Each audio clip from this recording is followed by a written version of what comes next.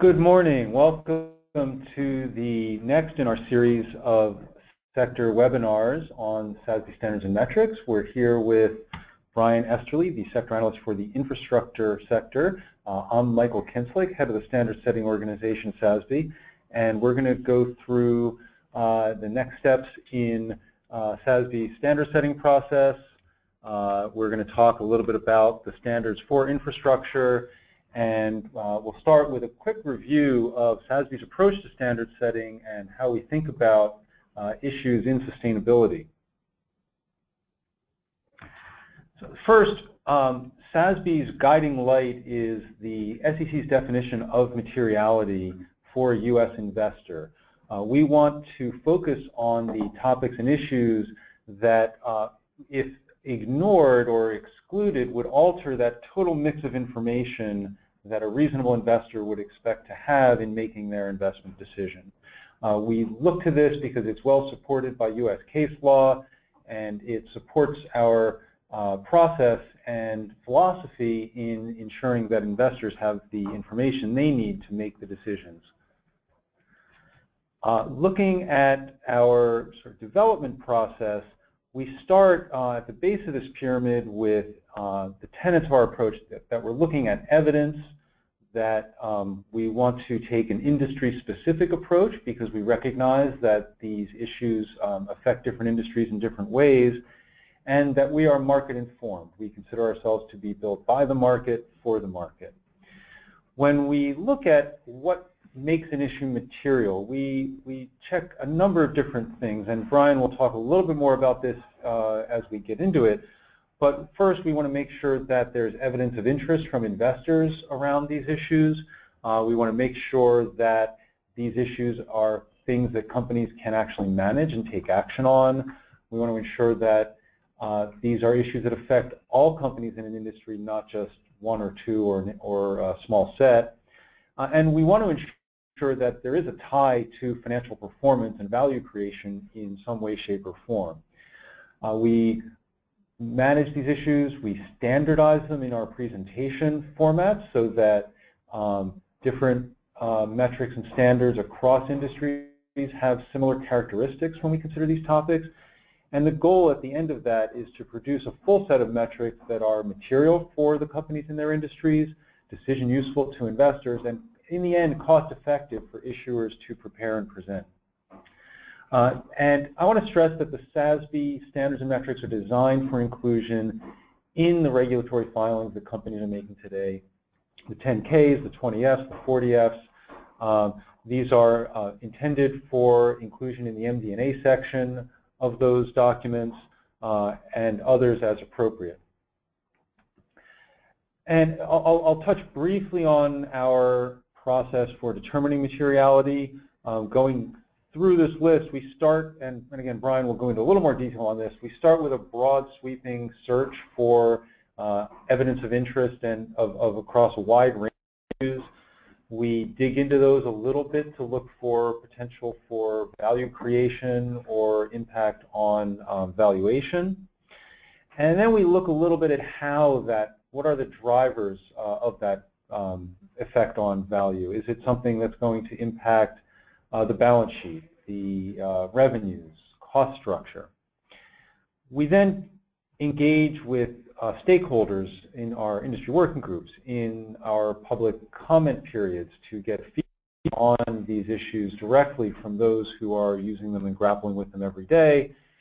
And then finally, we search existing literature and found that, for example, over 75% of the issues and topics that we deem to be material, companies were actually already including in their 10K, but often in boilerplate formats. And now we're down to that last point where we're actually digging in deeper on validation of these things from going forward financial statements and evidence. And as we see, these are issues that affect companies across a range of drivers in their valuation. So, for example, for an automaker, fuel use, fuel economy might be an issue in their fleet fuel requirements, and that's going to affect their ability to market the vehicles they make. It's going to affect their ability to adhere to existing regulatory regimes and may affect their future revenues.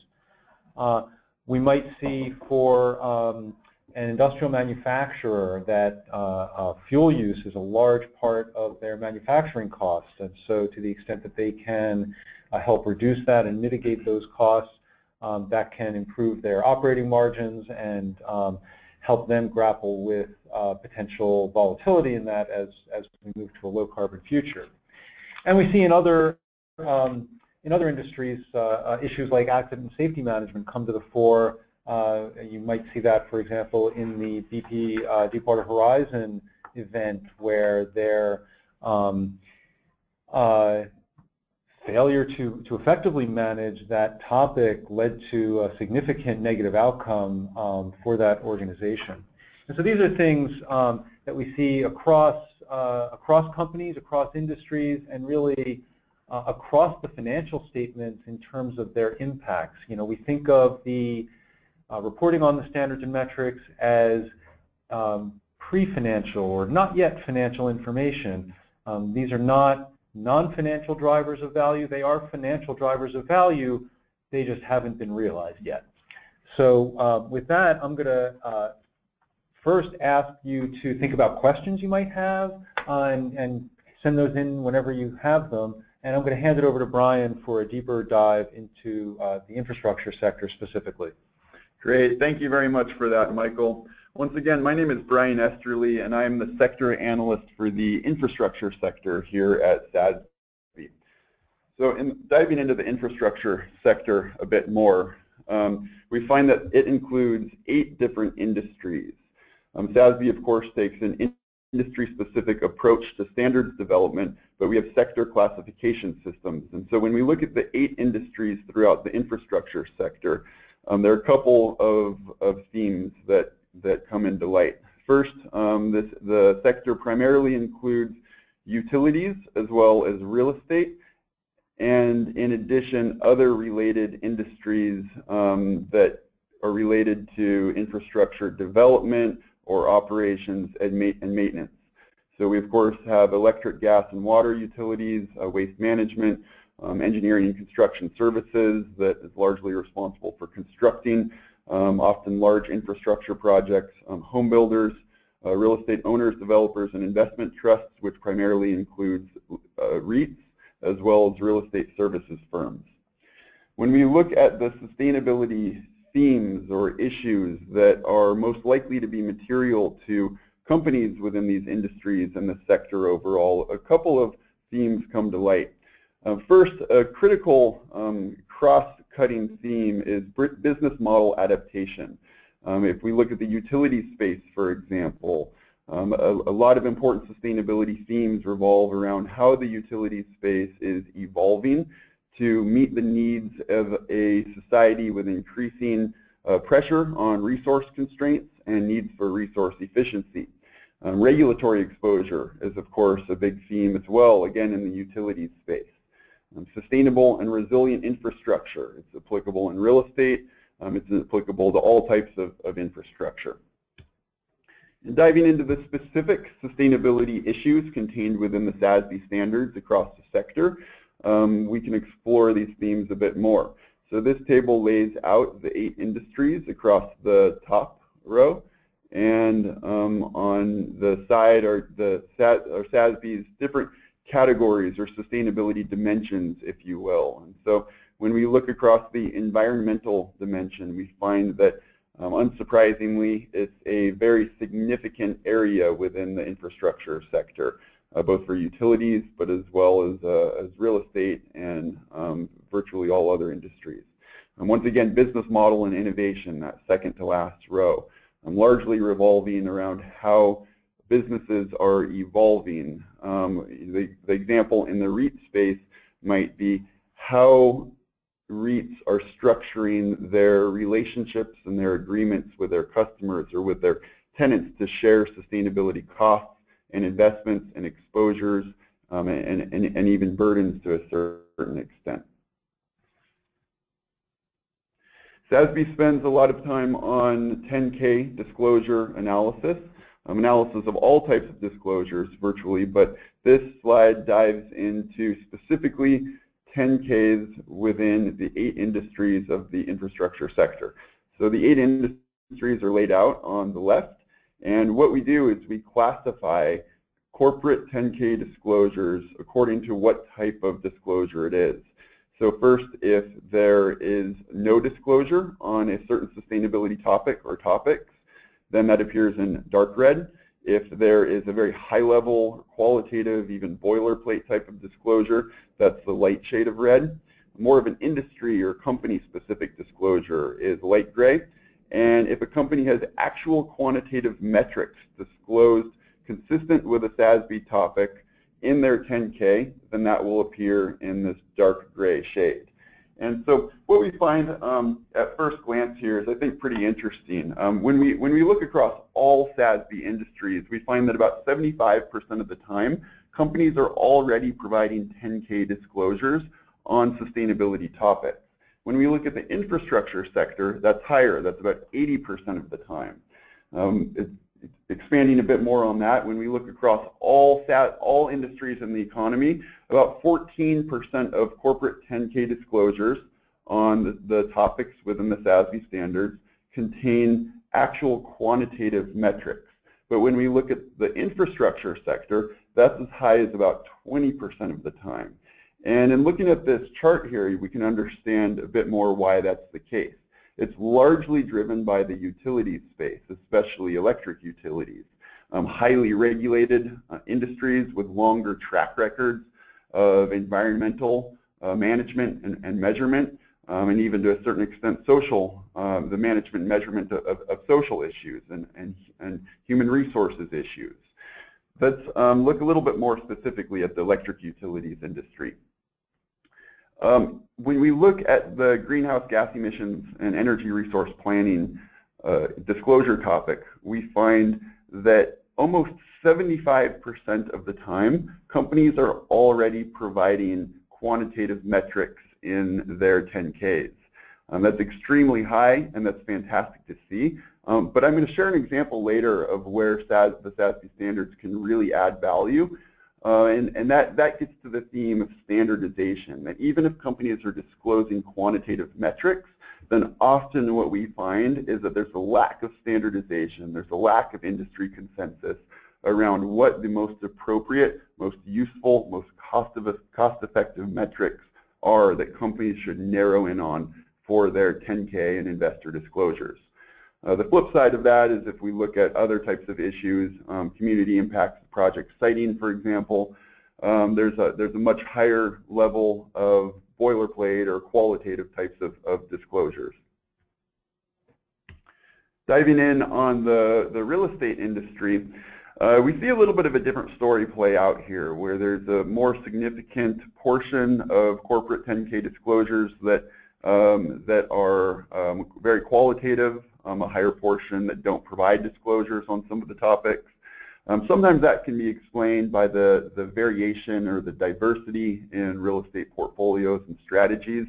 But one of the really interesting themes that's come to light throughout our standards development process is that this industry, listed REITs primarily, often does a really good job in measuring impacts, managing impacts, formulating strategies around them. But that does not come through to the surface when we look at 10K disclosures. So an example is the organization GRESB and the work that they've done around sustainability assessments and analysis and measurement. SASB has worked extensively to align our standards with third-party industry-specific initiatives. I'll talk about this a bit more later as well. But I think there's a real opportunity for an industry like this, where at first glance it would appear that their disclosures are relatively poor compared to other industries, but we are widely aware that this information is often readily available and just needs to make its way into a trusted, reliable channel for communicating investment-grade information to the public and to investors, essentially. I'm going to talk a little bit about the provisional standards. And so as Michael described, where SASB is right now is we have provisional standards for all 79 industries within the economy, including, of course, these 8 industries within the infrastructure sector.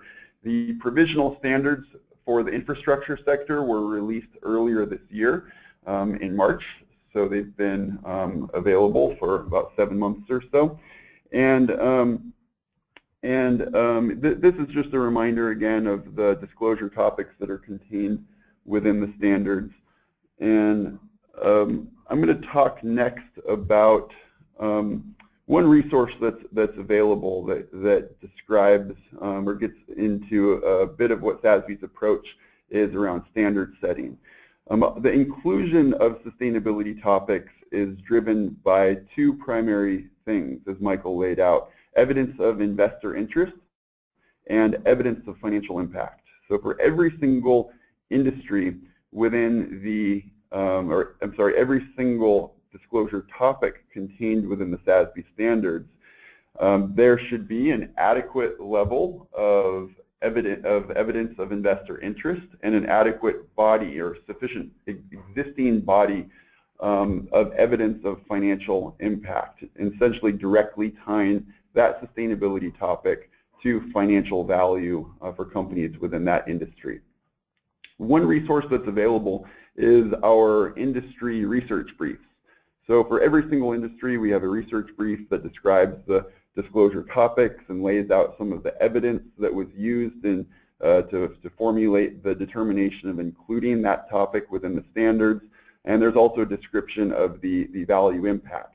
We also have within the research briefs this chart here, and this is one example from the electric utilities industry, that displays a couple of the indicators that we use in formulating these determinations. So that the column that says HM at the top, that's our heat map. That's an algorithm that analyzes evidence of investor interest. And so unsurprisingly, GHG emissions within the electric utilities industry, there's a lot of evidence of investor interest. And so that's a 94 out of 100.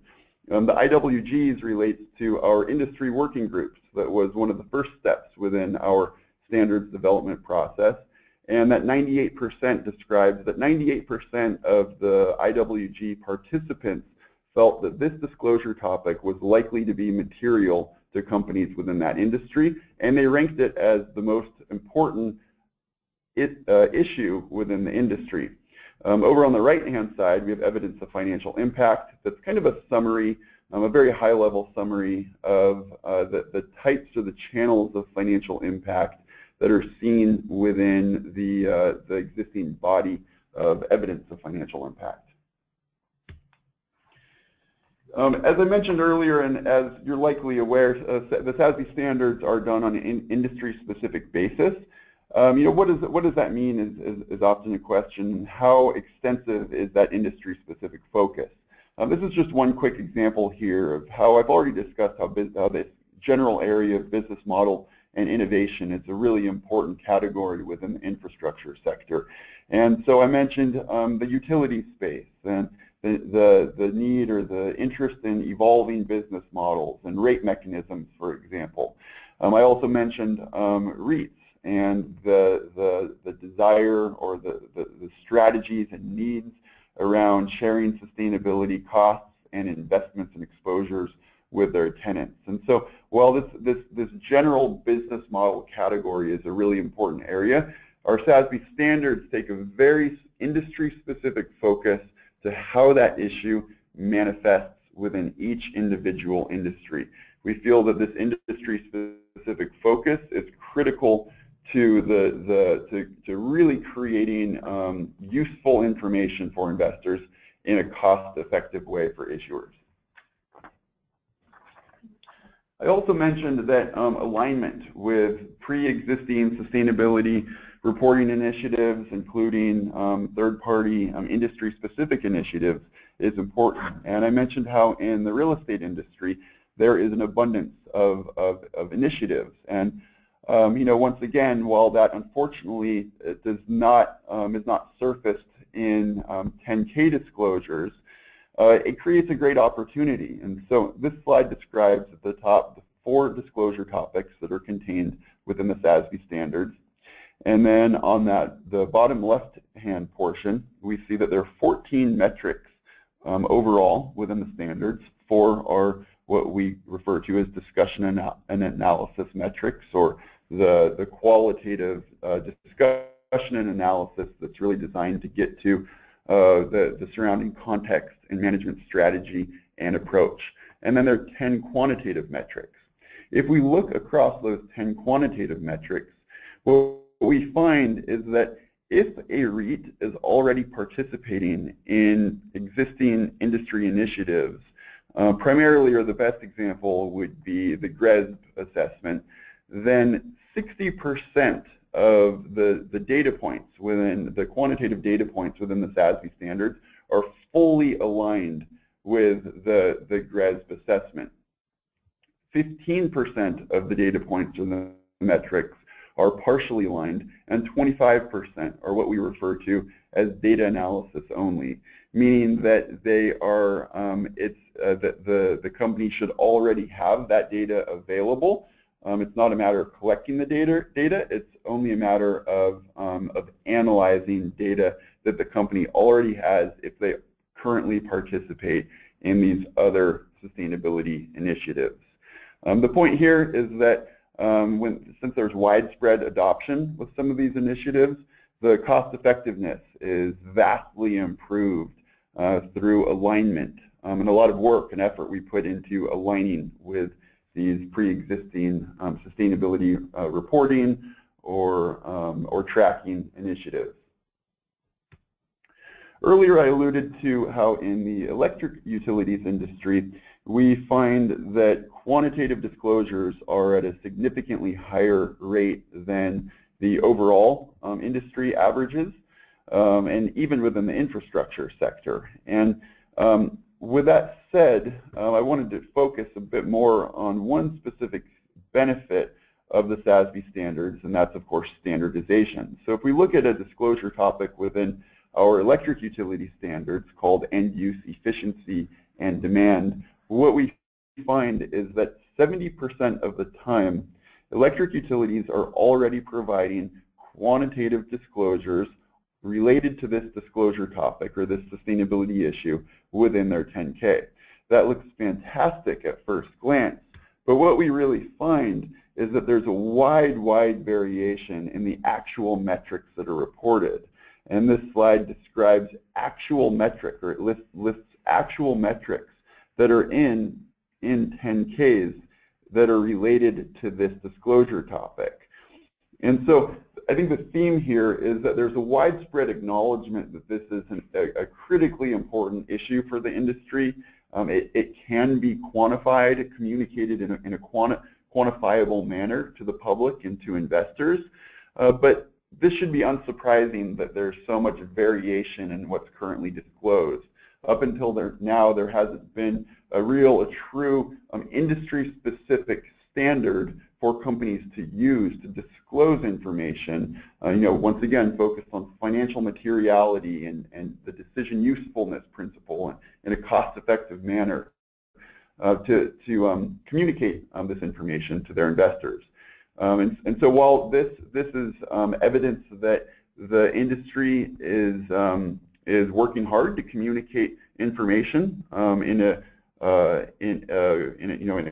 comprehensive manner to their investors, what we really need is standardization and narrowing in on what is the most useful metric or 2 metrics or relatively small set of metrics that all companies within the industry should gravitate towards. And so taking a step back, what we're really looking at here is a transition from what are often very high-level, often boilerplate types of disclosures to much more specific, often quantitative disclosures that are useful and cost-effective. And this just provides an example from the real estate industry of actual 10K disclosures Over on the left-hand side, we see a very, very high-level disclosure that while it's likely to be accurate and provide very broad information on ESG within the real estate space, or even broader than the real estate space, it really doesn't communicate any useful information. In the middle, we see more of a company-specific disclosure that's getting at a bit more of specificity around the company's strategy in managing important sustainability issues, but it still doesn't really get at a true level of usefulness. This disclosure isn't really truly comparable across the industry. It can't be benchmarked. It can't be tracked over time. But then if we look over on the right-hand side, we see the SASB metrics that are in the standards for this one specific sustainability issue. And so once again, largely quantitative and offering the benefits of standardization, comparability, benchmarking, tracking over time, designed to be useful for investors, also useful for companies in their own internal management and approach or strategy surrounding these material sustainability issues. And SASB is at a really important time right now, as Michael mentioned.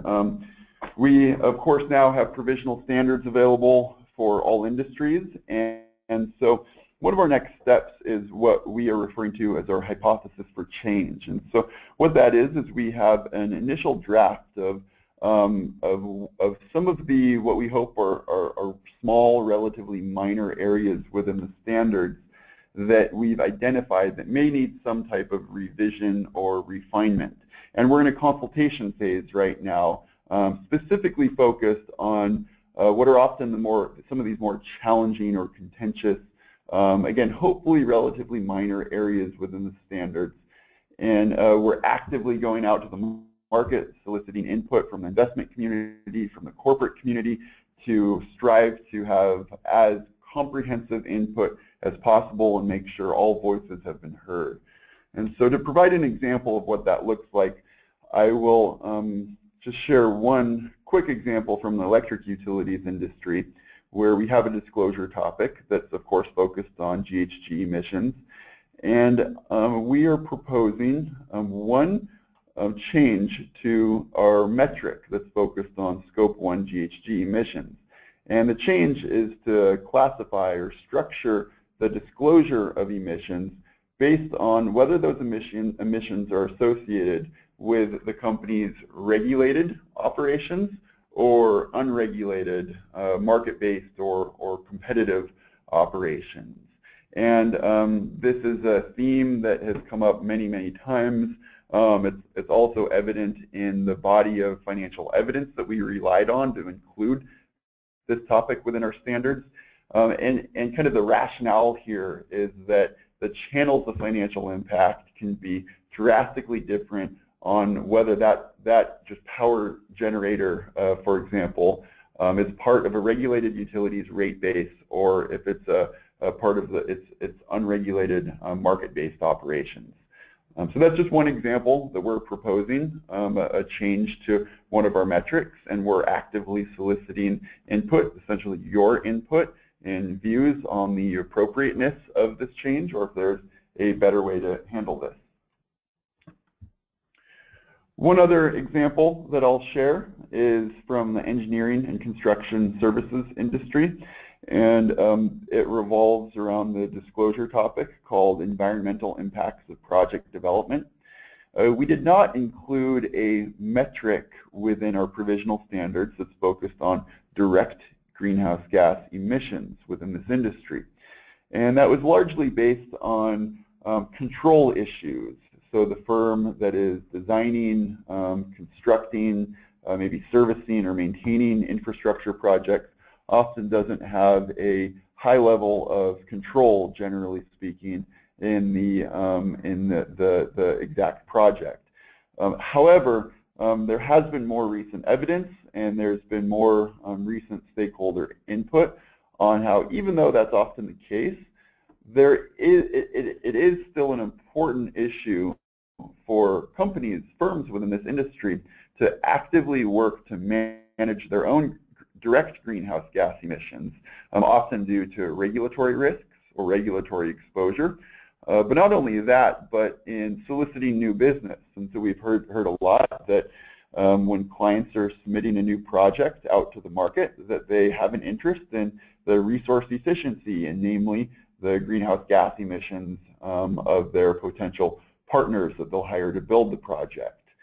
Of course, construction projects can generate a lot of greenhouse gas emissions, and so it's an important sustainability issue as well. But there does seem to be an increasing amount of evidence tying Scope 1 direct greenhouse gas emissions directly to financial impact. And so, again, this is an example of a proposed change we have to the standards. And we're actively soliciting market input, views on the materiality of this change, the usefulness of this change, and of course the cost effectiveness of this change. With that said, I will turn it back over to Michael, who will talk a bit more about SASB's next steps here. Thanks very much, Brian. I'm just going to also, before I get back into it, remind you all to submit your questions as we conclude this last bit of the webinar. We'll get to those shortly. So I wanted to talk a little bit about our standards development structure and governance because we take this very seriously. We want to ensure proper governance over our standards development process, independence and transparency in that process. And so we will be putting in place an independent body of experts on standard setting, accounting, regulatory compliance, and such subjects to oversee the work of the standard setting organization here at SASB. And that Standards Council will have the ultimate authority to approve the coming SASB code, which will be the provisional standards and agenda for change that Brian discussed across all the industries. And that initial code will then be subject to that Standards Council. We will also be putting in place an oversight committee of the SASB board to ensure proper due process was followed with respect to the standards development process. And finally, the really most important piece of all this is, there at the bottom, of course, as it always is, the feedback we get from corporate issuers who will be actually using and implementing the standards, from investors who will be using the standards in their investment decision-making processes, and other intermediaries and experts who are subject matter experts on the issues around the standards, around compliance, and the legal basis for materiality that we're looking at. So as Brian mentioned, we are in a process of deep consultation right now with the market on the provisional standards and the proposed changes. That process will proceed for the next 2 quarters or so, after which we will, of course, put the proposed changes out for public comment, and then we will take all of that, review materials, and propose the initial code for approval by the independent board. We hope to have that initial code ready for use in 2017 for the 2017 reporting cycle. So I guess at this point we would like to encourage each and every one of you to continue to evaluate the current provisional standards and the proposed changes and participate in the consultation process. I also mentioned that we recently announced our initial investor advisory group. You can see some of the leading asset managers and asset owners that make up that initial group. I expect we will be adding a few more names to that before we formally launch that group in a few weeks. And we're very excited to have these folks standing beside us to support the use and integration of the standards in decision making. SASB also has a set of advisory partners that can help companies think about how to implement these standards, and we'd encourage you to engage with them directly when you start to think about using these things. And finally, SASB itself has a deep system of support internally to help companies and investors get their heads around the standards and use them effectively. So various technical bulletins and technical protocols that support the standards themselves. We have our FSA education program to understand more about sustainability accounting itself. We have implementation guides and engagement guides for companies and investors to think about these things. And we have on our website our materiality map and SASB Navigator to really dig deep into the evidence and look at how we think about these topics from a material point of view across different industries. And finally, I would like to encourage all of you to participate and join us at our initial launch annual symposium in New York on December 1st. We have a great body of speakers set up. It's going to be a really fascinating event to dig into topics of materiality, corporate governance, law and accounting, and I'll really encourage each and every one of you to participate in that. With that, we're going to move into our Q&A phase, and so again, I'd like to encourage you to submit your questions now. All right, first one, can feedback be provided on the standards anonymously?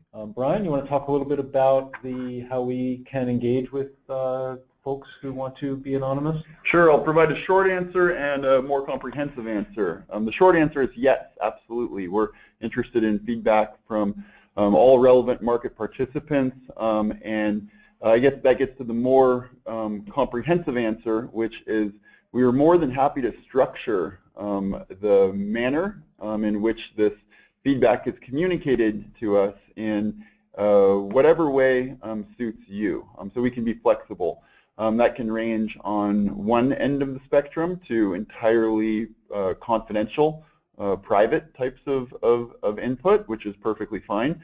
And on the other end of the spectrum, it can be much more public-facing. That could include a public comment letter. That could include a summary of notes or a meeting that can be publicly posted that summarizes an organization's views, just to ensure as much transparency as possible. And I think what the most common, or what we're most frequently finding, is something in between the two, in which organizations are okay with being identified as being part of the standards development process, or at least providing input into the standards, but don't necessarily want their input to be directly attributed to them. And so essentially Chatham House rules, in that we'll provide a summary of the market input that we receive, and we may have a description like a large company within the electric utilities industry stated the following on this specific topic.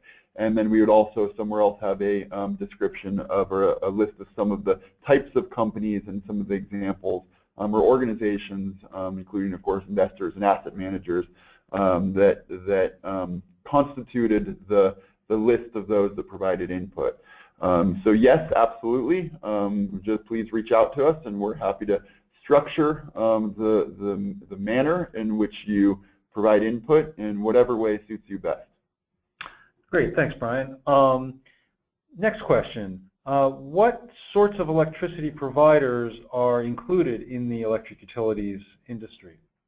Sure. Just want to be clear that while the industry is called the electric utilities industry, it really includes regulated and unregulated operations. So it also includes independent power producers and independent power operations. Yeah, I think that's an important distinction, that we're not just talking about regulated utility operations. We're also talking about, broadly speaking, the independent power space as well. I think this can also kind of get into how in the infrastructure, when investors look at the infrastructure asset class, lots of times we're looking at direct ownership of real assets in perhaps a closed-end fund, a private equity fund. And I just want to be clear that while the SASB standards are designed for public companies to use in their 10K reporting, there is an enormous amount of applicability and a lot of interest in applying the standards across multiple asset classes, so not just public equity. There's a lot of active movement forward in applying the standards in the private equity space or the direct asset ownership and fund management space. We also see a lot of interest in the fixed income space as well. And so one area where that might be really applicable is the water utilities industry. While there are an extremely small number of investor-owned water utilities in the U.S., what we do find is that there's a large amount of fixed income that's associated with municipal water utilities or with water infrastructure projects. And so there's a lot of interest, and we have some kind of related initiatives to move forward the applicability and the use of the standards in these other asset classes as well. And I think that's really consistent with how the standards are developed based on the principle of materiality. That principle is just as applicable in the debt space and the private equity space as it is in public equity. Great, thanks, Brian. We have a question here. Are there any specific standards or metrics that speak to toll road concessions and the sustainability there? Yeah, that's an interesting question, and I think it relates a little bit to what I was just describing in terms of the direct ownership of real assets. I know that toll roads can sometimes be considered, or probably are commonly considered, part of this general infrastructure asset class, and are often within the investment scope within with privately managed infrastructure investment funds. And so what I think the appropriate approach there would be is to try to match the operations of that underlying asset with the SASB industry that's most consistent with the operations and activities of that asset. So there could be standards or disclosure topics or metrics contained within industries outside of the infrastructure sector that could be useful for, say, hypothetically, a fund manager within the infrastructure asset class. Another example might be lots of times oil and gas midstream is also within the scope of infrastructure investment funds. And oil and gas midstream is not technically within the infrastructure sector here at SASB, but that's not a problem whatsoever because, of course, we have an industry-specific approach, and we have an oil and gas midstream industry that's in a different sector. And so there's no reason why an investment manager couldn't use, or any other type of interested party or organization couldn't use the standards falling outside of the infrastructure sector in order to help manage the performance or communicate the performance of an infrastructure investment fund. Great. So one question that just came in, I think, is a fairly straightforward one, given what I know about how we describe the gas utility sector, which is how come Scope 1 emissions are not part of the standards for gas utilities? Sure, yeah, that's a great question. I've had a few conversations on that topic specifically just over the last few days, and it's a pretty hot topic. I can already tell that I'll be really interested in having a conversation with whoever that is that submitted a question. So just to back up a little bit, the gas utilities industry, as defined by the SASB industry, first does not include midstream, and it of course does not include the extraction or production or refinement of natural gas. It only includes the distribution, the end customer distribution of natural gas, which primarily includes regulated utility operations.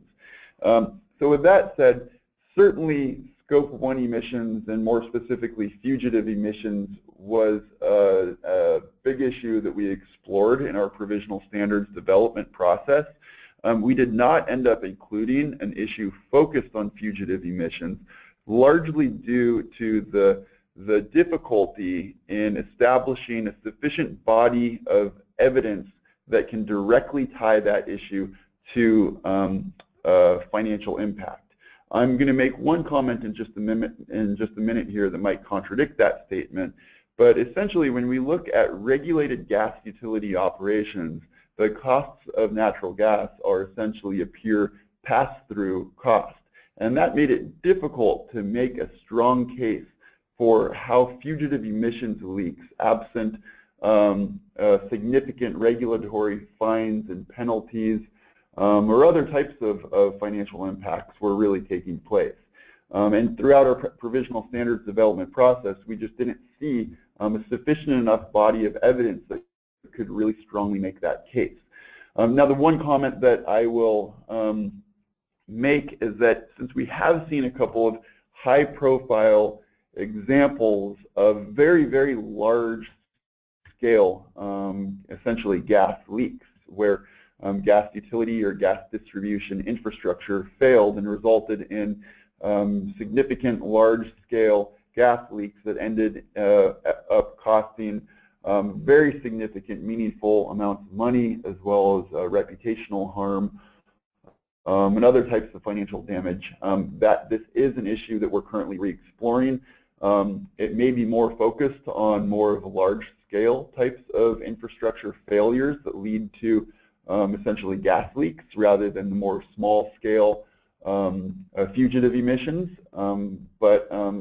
I think the overall point here is that it's an active issue. It's a hot topic across the industry, of course, and we're actively soliciting input from relevant market participants on that issue. Thanks, Brian. Next question, how do the standards and metrics account for different regulatory frameworks particularly in the utilities industry, which is often governed at the state level rather than the national level? Sure, that's a great question.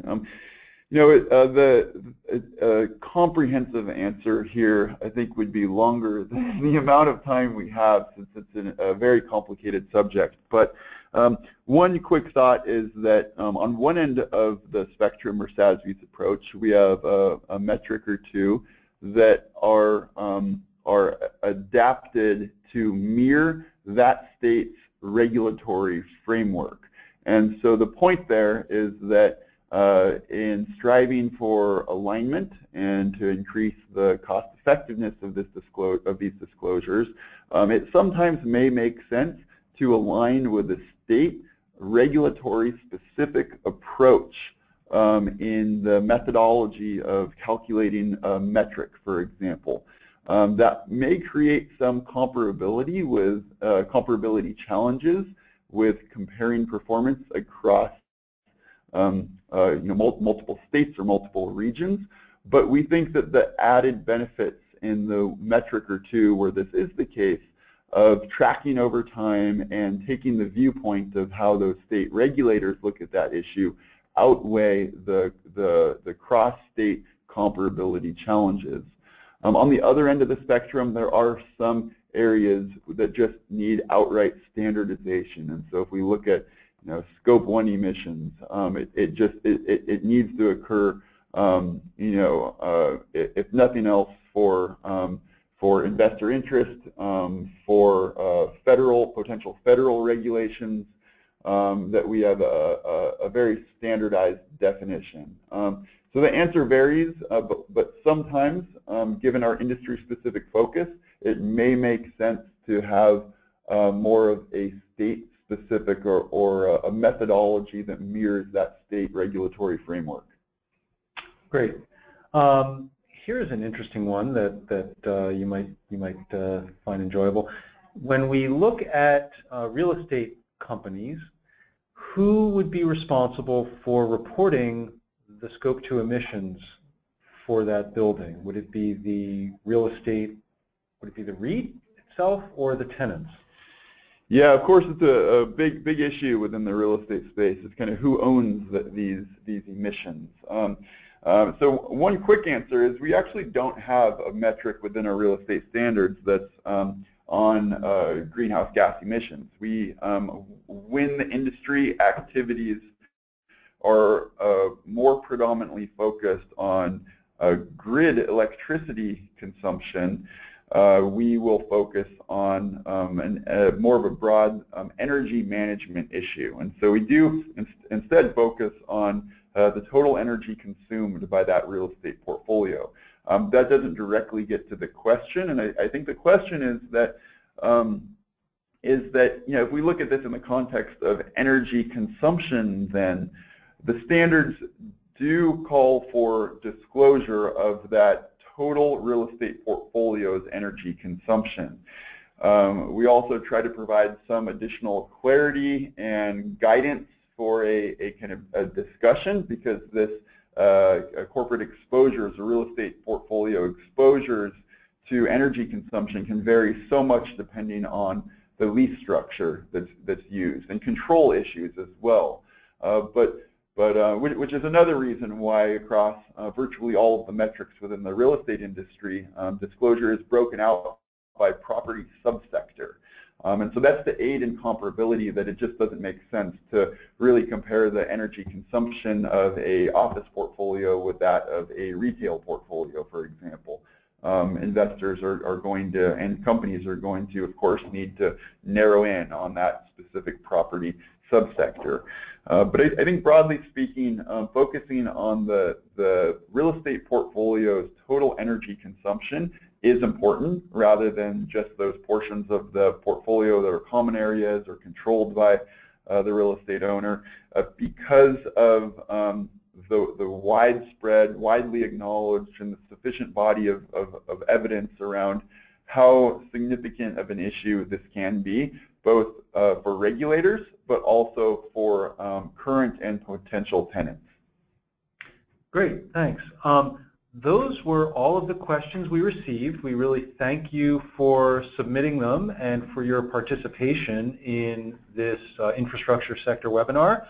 We again would encourage you to join us on December 1st in New York at the SASB Symposium, as well as in joining us and getting in touch with us to provide feedback on the standards for the infrastructure sector. Thanks very much.